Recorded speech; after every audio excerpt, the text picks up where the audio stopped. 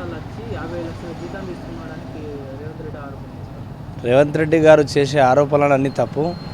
గత BRS party గత ముఖ్యమంత్రి కేసీఆర్ గారు ప్రజలకు పథకాలు ఇచ్చిర్రు. ప్రజలకు పథకాలు ఇచ్చి అనేక పద్ధతులు చేశారు. షాదీ ముబారక్, కళ్యాణ లక్ష్మి, డబల్ బెడ్రూమ్లు స్కీమ్లు, మహిళలకు పనులు, అనేక స్కీమ్లు ఇచ్చారు.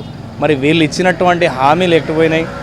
వచ్చి సార్ అసెంబ్లీకి అడుగు పెట్టంగానే వారి మీద తప్పు ఆరోపణలు చేయడం ఇది గౌరవ ముఖ్యమంత్రి గారికి రేవంత్ రెడ్డి గారికి కరెక్ట్ కాదన్నటువంటి చెప్తున్నాం. ప్రజల్లో మీరు ఇచ్చిన 6 గ్యారంటీలలో తులం బంగారం అన్నారు, అవన్నీ కూడా ఏమి ఇవ్వలేకపోయారు. మరి కేసీఆర్ గారికి కేసీఆర్ గారి కుటుంబంకి ఎలా అయినటువంటి తప్పు ప్రచారాలు తప్పు విధానాలు చెప్తున్నారు ప్రజల దగ్గరికి. జగన్ను పిలిపించి పంచభక్ష పరమాన్నాలు పెట్టి నీళ్లు దోచిపెట్టింది. జగన్ అదే మేమేం చెప్తున్నామంటే గత ముఖ్యమంత్రి 10 ఏళ్ళు పరిపాలించిన కేసీఆర్ గారు బీఆర్ఎస్ ప్రభుత్వం పరిపాలించినాక ప్రజల దగ్గరికి ప్రజల సోమేజ్ నుంచి ప్రజలకు ఏం మంచి చేయాల్సిన ఆలోచన వారికి ఉంది. కాబట్టి ప్రజలు వారికి ఇప్పుడు ఏదో అనుకోకుండా చేయాల్సినటువంటి తీర్పులు కానీ వారు కానీ గౌరవ కాంగ్రెస్ ప్రభుత్వం అప్పట్లో చాలా మాటలు మాట్లాడింది. మరి ఇప్పుడు మాట్లాడడానికి అసెంబ్లీకి రాగానే అసెంబ్లీలో చెప్పంగానే ఏదో అని కాదు భయాంతో చెప్పి కుటుంబంని కానీ వారికి కానీ కాంగ్రెస్ ప్రభుత్వం తిట్టడం జరుగుతుంది. పొద్దున లేస్తే మీరు అబద్ధాలు చెప్తున్నటువంటి ప్రభుత్వం కాంగ్రెస్ ప్రభుత్వం, బీఆర్ఎస్ది కాదు. బీఆర్ఎస్ ప్రజలకు హామీలు ఇచ్చింది, పనులు చేసింది, న్యూట్రిషన్ కిట్లు, అమ్మఒడి వాహనాలు, గర్భవతులకు అనేక అనేక అనేక సమస్యలను ఎదుర్కొలు చేసుకున్నది కేసీఆర్ ప్రభుత్వం. మరి మీ ప్రభుత్వం ఏం చేసింది? మీ ప్రభుత్వం ఎక్కడ వచ్చింది? ఏడాదైంది. ఏడాదైనా కూడా కనీసం రేషన్ కార్డులలో ఇంక్లూమెంట్ పేరు కూడా అయ్యేటట్లేదు. అబద్ధాలు చెప్పింది మీ ప్రభుత్వం, బీఆర్ఎస్ పార్టీ కాదు. ఆస్తులు బయటపడతాయని ఆ ఫ్యామిలీ కులగణనలో పాల్గొనలేదు. ఆస్తులు బయటపడతాయి కులగణనలో పాల్గొనడం అనేటువంటి చెప్పగా మీరు అక్కడ పోయి కులగణనలో చక్కగా చేయలేరు. కాంగ్రెస్ ప్రభుత్వం చక్కగా చేయలేదు కాబట్టి సరిదిద్దుకోవాలని మళ్ళీ వాళ్ళే పెట్టుకున్నారు కులవర్గన. రాష్ట్ర ప్రయోజనాల కోసం ఎన్నిసార్లైనా ప్రధాని కలుస్తా అని రేవంత్ రెడ్డి చెప్తాను. ప్రధానికును రేవంత్ రెడ్డికి ఒక అనుచితగా అనుబంధాలు ఉన్నట్టున్నాయి, పోయి కలుస్తున్నారు. మరి ఎంత పెట్టుబడులు కలిసినటువంటి పెట్టుబడులు ఎటుపోయినాయి? మరి ఎన్నిసార్లు కలిసిరు? మరి ఎన్నిసార్లు పెట్టుబడులు తీసుకొచ్చారు ప్రభుత్వానికి, రాష్ట్ర ప్రభుత్వం ప్రజలకు? ఈ నెల 31లో అందరి ఖాతాలో రైతు భరోసా ఇస్తారు. మరి పోయిన నెలలో కూడా ఇదే మాట చెప్పారు, రైతు భరోసా ఇస్తున్నారు, రైతు బీమా ఇస్తున్నారు. మళ్ళా కొత్తగా పెళ్ళైనటువంటి షాదీ ముబారక్ కళ్యాణ తులం బంగారం ఇస్తున్నారు. మరి ఆ బంగారం మింగిన మరి పాత ప్రభుత్వం బీఆర్ఎస్ పార్టీ కల్వకుంట్ల కేసీఆర్ గారు ఇచ్చిన 1,116 రూపాయలే వస్తున్నాయి తప్ప వేరేది రావడం లేదు ప్రజలకు. అసెంబ్లీకి కేసీఆర్ కేవలం 2 సార్లు వచ్చి 50 లక్షల జీతం తీసుకున్నారని రేవంత్ రెడ్డి ఆరోపించారు. సరే, తెలంగాణ రాష్ట్ర ప్రభుత్వం సీఎం రేవంత్ రెడ్డి గారు కేసీఆర్ గారు 2 సార్లు వచ్చి 57 లక్షల జీతం తీసుకున్నాడనే మాట అంటారు కదా. మీరు స్టార్టింగ్ నుంచి కేసీఆర్ గారు చేసిన ప్రతిదాన్ని నామరూపాలు లేకుండా చేస్తా అని మాట్లాడుతున్నారు కదా. ఆయన 3 ఏళ్ళు ఉద్యోగస్తులకు 3 ఏళ్ళు ఎక్స్ట్రా చేసిండు.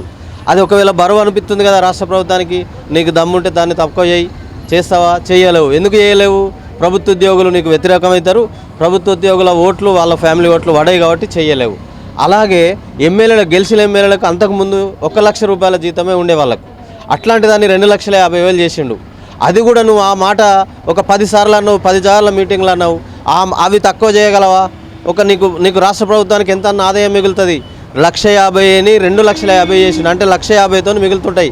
అట్లాంటిది నువ్వు నీ జీతం తక్కువ ఇప్పుడు నీ ఎమ్మెల్యేలే ఉన్నారు కదా, నీ ప్రభుత్వం ఉంది కదా. నీ ప్రభుత్వం నుంచి ఎంత ఆదాయం ప్రభుత్వానికి ఏర్పడుతుందో ఒకసారి లెక్క చేసి చూసుకో, మీ ఆర్థిక మంత్రి గారికి చెప్పు. అలాంటిది ప్రతిదాన్ని కేసీఆర్ అధికారం చేసిండు, అప్పులు చేసిండు, తర్వాత కాళేశ్వరం కూలిపోయింది, ఇవన్నీ మాట్లాడడం కాదు. ఏ ఇల్లు కట్టినా ఏ పని చేసినా ఏదో కొంత నష్టం జరుగుతుంటుంది. ఆ నష్టాన్ని నువ్వేదో మైకులో పెట్టో లేకుంటే కెమెరాలో పెట్టో చూపించడం కాదు. దాన్ని ఎలా బాగు చేయాలి, రైతులకు ఎలా నీళ్ళు ఇవ్వాలి, తాగునీళ్ళు ఎలా ఇవ్వాలి, సాగునీళ్ళు ఎలా ఇవ్వాలి, ఇది ఒక్కటి దృష్టిలో పెట్టుకొని మేలు. ఎదుటి వాడిని నిందించడమే కాదు. నీ సంక్షేమ పథకాలు ఏవి? దళితులకు 3 ఎకరాల భూమి కేసీఆర్ గారు ఇచ్చిర్రు వచ్చినంతసేపు, ఆ తర్వాత దళిత బంధు ఇచ్చిండు. నువ్వు 10 లక్షలను 12.5 లక్షలు అన్నావు. ఏది మరి నీది? కనీసం ఒక్కరికైనా ఇచ్చినవా? సరే, ఆయన ఎలక్షన్ దృష్టో లేకుంటే ఆయన స్వార్థ దృష్టో మన హుజురాబాదే స్టార్ట్ చేసిండు అనుకున్నావు. నీకున్న కాన్స్టిట్యున్సీ కొడంగల్లో చేసినవా ఈ పని? చేయలే, అలా భూములే గుంజుకోబడుతుంది.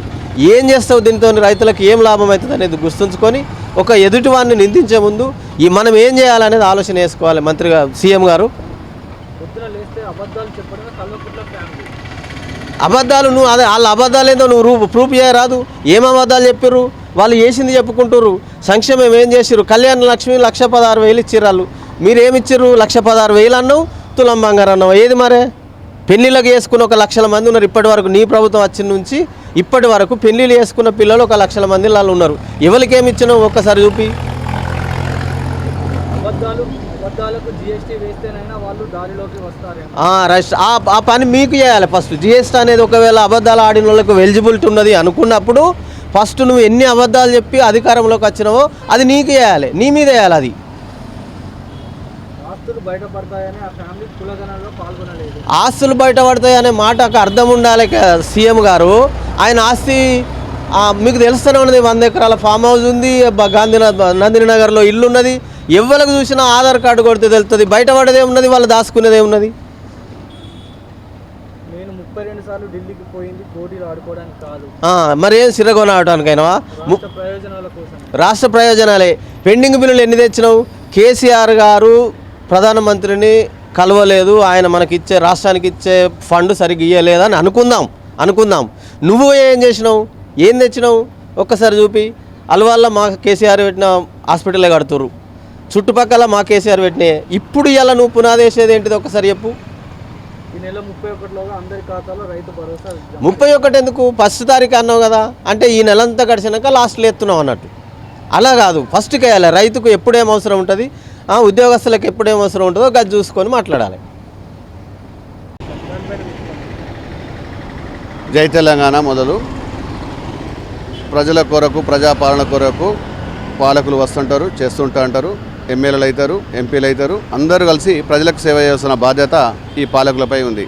అయితే ఇవాళ గౌరవ ముఖ్యమంత్రి రేవంత్ రెడ్డి గారు ఆరోపించినట్టు కేసీఆర్ 2 సార్లు అసెంబ్లీకి వచ్చినంత మాత్రాన 50 లక్షల జీతాలు తీసుకొని ఆయన ఇంట్లో కూర్చున్నాడు, ఫామ్ హౌస్కే పరిమితమైందని ఆరోపించడం కరెక్ట్ కాదు. ఎందుకంటే ఇవాళ ఉద్యోగులు అంటే వాళ్ళకు నిర్ణీత గడువు టైము ఉంటుంది, వాళ్ళు ఉద్యోగస్తులుగా పనిచేస్తారు. రాజకీయ నాయకుడికి సమయం సందర్భం అనేది ఏమీ ఉండదు.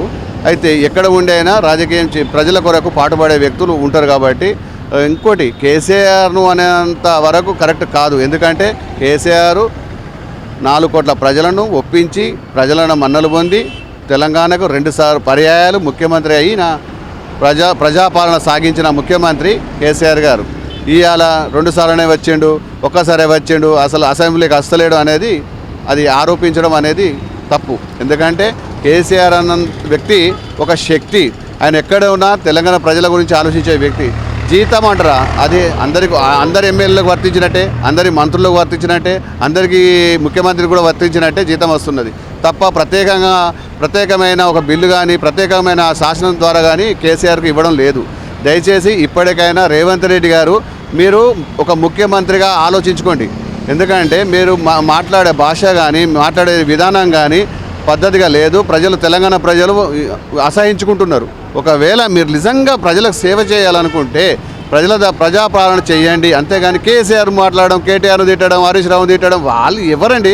ప్రజలతో ఎన్నుకోబడిన శాసనసభ్యులు మాత్రమే, వాళ్ళు ప్రజల కొరకు పాటుపడ్డ వ్యక్తులు మాత్రమే, ఇప్పటికైనా తెలంగాణ ఉద్యమంలో పాల్గొన్న వ్యక్తులు మాత్రమే. కాకపోతే ఆనాడు పదవుల కొరకు రాజకీయాలు చేయని ఎంతోమంది రాజకీయ నాయకులు ఇవాళ అసెంబ్లీలో మాట్లాడడం, అసెంబ్లీలో పెద్ద ఉపన్యాసాలు వేయడం విడ్డూరంగా అనిపిస్తుంది. ఆనాడు తెలంగాణ ఉద్యమం కొరకు ఎంతోమంది బలిదానాలు చేసుకుంటే కనీసం ఒక్క రాజకీయ నాయకుడు రాజీనామా చేద్దాం రండి అంటే రాని వ్యక్తులు ఇవాళ